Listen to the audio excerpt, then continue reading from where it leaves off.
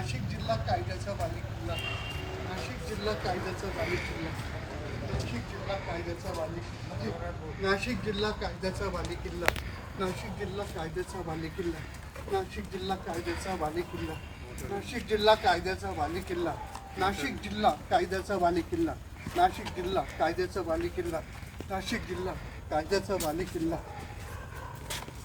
नाशिक जिल्हा कायद्याचा बालेकिल्ला, नाशिक जिल्हा कायद्याचा बालेकिल्ला.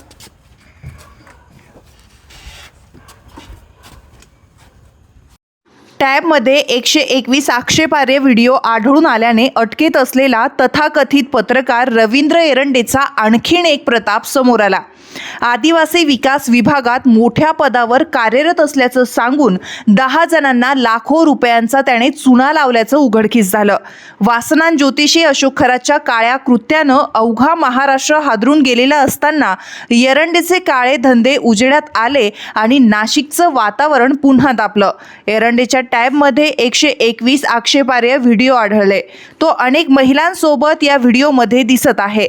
या गुन्ह्याचा तपास सुरू असतानाच त्याचा आणखीन एक प्रताप समोर आलाय. त्याने स्वतःचं नाव राजेंद्र सबनीस असं सांगून आपण आदिवासी विकास विभागात मोठ्या पदावर कार्यरत असल्याचं भासवलं.